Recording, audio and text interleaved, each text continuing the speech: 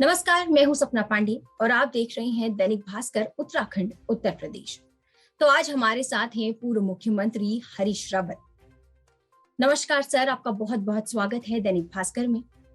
बहुत अच्छा। दैनिक भास्कर तो एक बहुत ही प्रोमिनेंट न्यूज देने वाली एजेंसी है और अखबार है। सर, हम जानना चाहेंगे कि कांग्रेस पार्टी किन मुद्दों को लेकर चुनाव में उतरी है इस बार। देखिए, हमारा प्रमुख मुद्दा तो उत्तराखंड को एक उन्नत, विकासशील, सक्षम, अपने पांव पर खड़े राज्य के रूप में स्थापित करना है। और जो चुनाव में जिन बातों का हम उल्लेख करेंगे, मतदाताओं के सामने पिछले 5 साल में जो विकास शून्यता की स्थिति रही है उसका जिक्र करेंगे। राज्य की अर्थव्यवस्था बिल्कुल चौपट रही है। प्रति व्यक्ति औसत आमदनी लोगों की घटी है, लोगों की खरीदने की ताकत घटी है, लोग पस्तहाल रहे हैं। और सबसे बड़ी बात यह है कि महंगाई की मार से हर घर आज त्रस्त है। यहाँ तक कि मध्यम वर्ग और उच्च मध्यम वर्ग भी परेशान हालत में। हम इन मुद्दों को उठाएंगे। बेरोजगारी, हर दूसरे घर में एक बेरोजगार मौजूद है। 28,000 राज्य में पद रिक्त पड़े हैं। नए अवसर इन्होंने पैदा नहीं किए। पुरानी जितनी कल कारखाने लगे थे उनमें से भी कुछ फैक्ट्रियां बंद हो गई इनके गलत नीतियों के कारण। और इस समय मजदूर, किसान, नौजवान सब परेशान हैं। हमने जो लोक कल्याणकारी योजनाएं बनाई थी उन योजनाओं को इन्होंने बंद कर दिया। अब आप अंदाज लगाइए, गौरा देवी, नंदा देवी कन्याधन योजना, जिसके जरिए हम गरीब की बच्ची को एक लक्ष्मी के रूप में खड़ा करते थे, और इन्होंने जो है उस योजना का कचूमर निकाल दिया। इन्होंने हमने महिलाओं के हित में एक परिवार के लिए 2 पेंशनें भी मान्य की थी। इन्होंने कहा नहीं, एक परिवार को एक पेंशन मिलेगी। तो महिलाओं को 69,000 महिलाओं से पेंशनें छीन ली। हमने महिलाओं के लिए पौष्टिकता को आधार बनाया और वृद्ध महिला पौष्टाहार योजना, गर्भवती महिला अतिरिक्त पौष्टाहार योजना प्रारंभ की। इन्होंने उन योजनाओं को बंद कर दिया। हमने गरीब लोगों को सस्ती थाली मिल सके 20 रुपए 25 रुपए में, उसके लिए इंदिरा भोजनालय खोले जगह जगह। इन्होंने उस स्कीम को चौपट कर दिया। अब मैं किस किस बात का जिक्र करूं। हमने जल बोनस, वृक्ष बोनस और दुग्ध बोनस, मडुआ, झुमरा, कोदो आदि जो वहाँ की वर्षा आधारित खेती के मुख्य उपजें हैं उन पर बोनस की योजना और खरीद मूल्य की निर्धारित की और विपणन की व्यवस्थाएं की। इन्होंने उन सब व्यवस्थाओं को चौपट कर दिया। तो इन्होंने हर वो कदम उठाया जो उत्तराखंड के विरोध में था, जो उत्तराखंड के आम आदमी के विरोध में था। तो ये उत्तराखंडियत विरोधी सरकार है, उत्तराखंड विरोधी सरकार। हम इन मुद्दों को लेकर के जाएंगे। कोरोना काल में आप सबको मालूम है, दिल्ली में भी और देहरादून में भी बेड की और ऑक्सीजन दवाइयों की कमी के कारण सैकड़ों लोग अकाल कलवित हो गए। कुंभ में कोरोना का टेस्टिंग का इतना बड़ा घोटाला भाजपा ने किया कि उसके कारण हमको दुनिया में शर्मसार होना पड़ा। लोग दुनिया के अखबारों ने लिखा कि कुंभ इज ए कोरोना स्प्रेडर। जो कुंभ हमारा गौरव है और ये सब भाजपा की देन है। इस तो समय अगर सरकार दोनों हाथों से खनन करने में लगी है और भ्रष्ट अधिकारियों को पुरस्कृत किया जा रहा है। जो ईमानदार अधिकारी है उनको दंडित किया जा रहा है। अगर उत्तराखंड की जनता इस बार कांग्रेस को चुनती है तो किस आधार पे, अगर चुनती है तो क्यों चुने? देखिए, हमारा रिकॉर्ड बहुत अच्छा है काम का। कांग्रेस जब भी सत्ता में आई, कांग्रेस ने जीत लगा करके काम किया और उसका परिणाम है कि यहाँ की सड़कें, यहाँ के school, colleges, engineering colleges, medical colleges, polytechnic, ITI से लेकर के नर्सिंग कॉलेजेस, स्पोर्ट्स कॉलेजेस, हर तरीके की शिक्षा, और शिक्षा के साथ सड़कों के साथ पेयजल योजनाएं और पेयजल योजनाओं के साथ विद्युत व्यवस्था को हमने रोबोस्ट मजबूत किया। 24 घंटा देश के अंदर सबसे सस्ती बिजली देने वाले राज्य बन गए। और हमने सड़कों की दशा सुधारी। लोग कहते थे कि उत्तराखंड में सड़कों में चलने में नींद आ जाती है, इतनी सुंदर सड़कें, झटके नहीं लगते हैं। इन्होंने उन सब सड़कों को खड्डायुक्त सड़कों में बदल दिया है। और हमारे कांग्रेस के कार्यकाल में केदारनाथ आपदा जैसी जो क्या थी उनका मुकाबला करते हुए हमने सारा पुनर्निर्माण और पुनर्वास का कार्य किया। बहुत सफलता से उस काम को पूरा करने का काम किया। कांग्रेस के समय में सारे उद्योग धंधे चले, कांग्रेस ने लोगों को नौकरियां दी, कांग्रेस ने हर वो काम किया जो जन कल्याण के लिए जरूरी है। आप ये लगाइए, अकेले समाज कल्याण के क्षेत्र में जिस राज्य के अंदर 1,14,000 या 15,000 पेंशनें मिलती थी, विधवा विकलांग वृद्धावस्था पेंशन, वो भी 400 रुपया, वहां हमने 18 तरीके की पेंशनें की। हर सृजनकर्ता को, जिसमें पत्रकार भी सम्मिलित है, कलाकार भी सम्मिलित हैं, किसान हैं, श्रमिक हैं, शिल्पी है, सबको हमने पेंशन के दायरे में लेकर के आए। और इस संख्या को 3 साल के अंदर हमने 7,25,000 पहुंचाया। हमने समाज कल्याण की पेंशनों को 400 से बढ़ा करके 1,000 किया और लोगों को, गरीब के हाथ में, जरूरतमंद के हाथ में उसको एक लाठी के रूप में सौंपा। तो कांग्रेस ने हर वो काम, चाहे वो जन कल्याण का काम हो, चाहे रोजगार का काम हो, 31,000 नौजवानों, 32,000 नौजवानों को मेरे 3 साल के कार्यकाल में सरकारी नौकरियां मिली। आज ये 3200 की लिस्ट नहीं दे पा रहे, 3200 नहीं गिना पा रहे।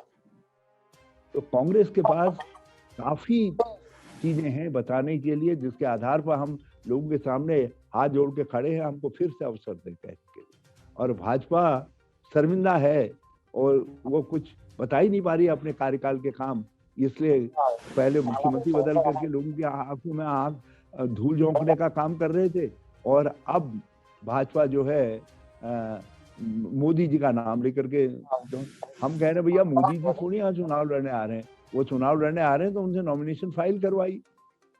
और मुकाबला तो यहाँ की सरकार और यहाँ की कांग्रेस के बीच में है। हम लोग तुलनात्मक रूप से देखेंगे कि हम यदि उनसे बेहतर सरकार दे सकते हैं तो लोग हमें अवसर देंगे जरूर, और हम बेहतर सरकार देंगे, अच्छी सरकार देंगे, बहुत अच्छी सरकार देंगे इनकी तुलना। जी, तो कांग्रेस यहाँ प्रत्याशियों के नाम की घोषणा कब कर रही है? मेरे समझ से 1 हफ्ते के अंदर हम प्रत्याशियों की नामों की घोषणा करना प्रारंभ करेंगे, 1 हफ्ते। तो क्या इस बार मुख्यमंत्री का चेहरा और मुख्यमंत्री हरीश रावत होंगे? जो आपका मन कह रहा हो। हम तो जनभावना के साथ हैं।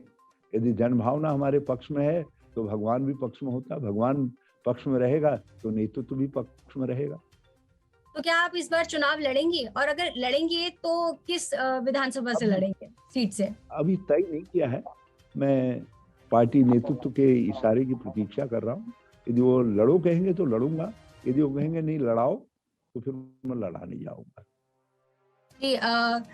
रावत जी, हम सबसे पहले तो आपसे ये जानना चाहते हैं कि आप अभी, मदन कौशिक जी ने कहा कि प्रधानमंत्री की सुरक्षा में जो चूक हुई है उसमें उन्होंने आपका नाम भी लिया है। उन्होंने कहा है कि आप पर भी सीबीआई जांच होनी चाहिए, तो इस पर आप क्या कहेंगे?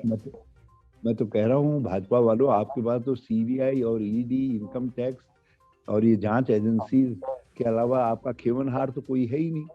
यदि आपको लगता है कि हरीश रावत ने कोई प्रधानमंत्री की सुरक्षा में चूक करवाई है तो यकीनन, क्योंकि प्रधानमंत्री राष्ट्रीय धरोहर होते हैं तो उनके सुरक्षा में चूक नहीं होनी चाहिए। यदि उसमें हरीश रावत ने कोई चूक करवाई है तो हरीश रावत को दंड मिलना चाहिए। और मैं चुनौती देकर के भाजपा से कह रहा हूँ कि मेरे खिलाफ सीबीआई को केस सौंपिए ना, एफआईआर दर्ज करवाइए, कंप्लेंट करिए ना किसी थाने में। तो क्या डबल इंजन की सरकार उत्तराखंड में एक कामयाब सरकार साबित हो पाई इन 5 सालों में?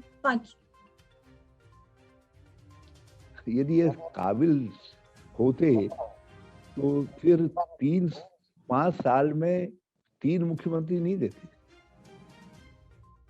एक मुख्यमंत्री 3 साल 300 दिन रहा, उसको बजट सत्र के दौरान जब वो वित्त मंत्री के रूप में बजट पास करवा रहे थे तो उनको कान पकड़ करके उठा करके निकाल दिया।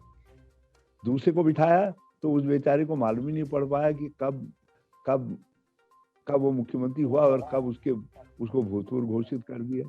और तीसरे की हालत ये थी कि जो लोगों को लगता था कि खट्टे अंगूर वाले जो थे कि अंगूर और ऊपर चले गए हैं, तो वो नाराज बैठे रहे, कोप भवन में चले गए। ये तीसरे मुख्यमंत्री के ऊपर भी संकट आ गया था। लेकिन जब इन्होंने लिख ला करके दिया कि भाई जो कहोगे, जो पर्चा लिख करके दोगे उसी की घोषणा कर दूंगा, तो दिल्ली वाले आप पर्चा लिखते हैं और मुख्यमंत्री जी उसको पढ़ करके उसकी घोषणा कर देते। अब ये हालत है। ये डबल इंजन की सरकार फेल हुई है उत्तराखंड के अंदर। इनका डबल इंजन स्टार्ट ही नहीं हुआ है। ये तो घर घर करके खाली यहाँ बदबू छोड़ता रहा है, प्रदूषण फैलाता रहा। तो इसके अलावा भाजपा ने शुरू से लेके अभी तक आपको हर बार स्टिंग और शराब के मुद्दे पर घेरा है, हमेशा आप पर हमलावर रहे हैं, तो इस बात पे आप क्या कहना चाहेंगे? मैं इस पर देखिए, यदि कुछ ऐसा किया था तो भाजपा के पास काफी समय था उसकी जांच करके मुझे दंडित करने का। ये तो खाली प्रोपोगेंडा के लिए किया इन्होंने। और स्टिंग में कहीं जो स्टिंग किया गया, उसको स्टिंग का नाम भाजपा ने ही दिया, वस्तुतः वो स्टिंग है ही नहीं। एक व्यक्ति मुझसे कुछ बात कर रहा है, मैं उसका कुछ जवाब दे रहा हूँ। स्टिंग तो तब होता जब कोई मैं लेन देन कर रहा होता, कुछ लिख ले रहा होता, कुछ विधायकों को खरीदने की कोशिश कर रहा होता, बार्गेनिंग कर रहा होता। एक आदमी कहता जा रहा है, मैं हाँ करके टाल रहा हूँ। और सत्यता यह है कि एक आदमी मुझको अमेरिका का व्हाइट हाउस बेचने के लिए आया। मैंने कहा भाई मैं चीन का जो बैंक ऑफ चाइना है उसका चेक काट करके आपको दे दे रहा हूँ। न बैंक ऑफ चाइना वहां मौजूद था, न व्हाइट हाउस वहां मौजूद था। तो ये तो भाजपा का उस समय उनको कौवा खाना था। तीतर बता करके, स्टिंग बता करके मेरी सरकार को बर्खास्त कर दिया। यदि स्टिंग होता और वास्तविक अर्थों में कुछ होता तो मेरी सरकार फिर से पुनर्स्थापित होती। आप बताइए, वहां हाई कोर्ट और सुप्रीम कोर्ट की स्क्रूटनी से बरी होता है? तो ये भाजपा है। ये सीबीआई का यही तो दुरुपयोग है इनके हाथों में जो है। और रहा शराब वाला मामला, देखिए एक पॉलिसी थी हमारी सरकार की कि जो अपने ब्रांड में 20% पहाड़ के या उत्तराखंड के फलों का उपयोग करेगा, सब्जियों का उपयोग करेगा आश्विनी में उसके, तो उस ब्रांड को हम 20% का राज्य के अंदर मार्केटिंग राइट देंगे। उस पॉलिसी के तहत एक ब्रांड ऐसी आई जिस ब्रांड का स्वाद शराब पीने वालों को पसंद नहीं आया। न तो सुबह चंद्रवंशियों को पसंद, सूर्यवंशियों को आया, न चंद्रवंशियों को आया। जब हमारे तक कंप्लेंट आई तो हमने वो ब्रांड बंद करवा दी। हमने कहा भाई उसको नहीं चले। और यदि वो ब्रांड इतनी गलत थी, इतनी अपराध था बड़ा, तो भाजपा के राज्य में आज क्या नहीं बिक रही है वो शराब? आज भी तो वो ब्रांड बिक रहा है। और आज तो हमारे उसमें तो सरकार ये प्राइवेट शॉप में बिका। इनके समय में तो आर्मी के कैंटीनों में सप्लाई हो रही है वो ब्रांड। यदि वो ब्रांड इतना ही जहरीला था तो फिर तुम 5 साल से इस राज्य की जनता को क्यों जहर पिला रहे हो? क्यों जो है आर्मी को जहर पिला रहे हो? तो ये भाजपा के कहने के दांत कुछ और हैं, करने के दांत कुछ और। मेरी गलती ये थी कि मैं ऐसे विषय को छू गया। लेकिन मेरा अपना मानना है, जब तक हम हॉर्टिकल्चर का विकास नहीं करेंगे उत्तराखंड की बेरोजगारी और गरीबी दूर नहीं होगी। तो इसलिए आपको प्रयोग करने पड़ते हैं मुख्यमंत्री के रूप में। वो हमारा एक प्रयोग था, फेल हो गया। प्रयोग फेल होने का मतलब ये थोड़ी है न्यूटन नहीं रहा। न्यूटन के कई प्रयोग फेल हो गए, लेकिन न्यूटन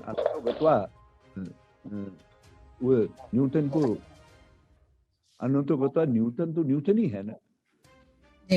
तो हमने भी एक प्रयास किया उत्तराखंड के अंदर हॉर्टिकल्चर की नीति को आबकारी की नीति से जोड़ने का, और सरकारी प्रयास था, कोई छिपा करके नहीं। हमने पॉलिसी चेंजेस के जरिए ये काम इनिशिएट करवाया, ढोल पीट करके करवाया।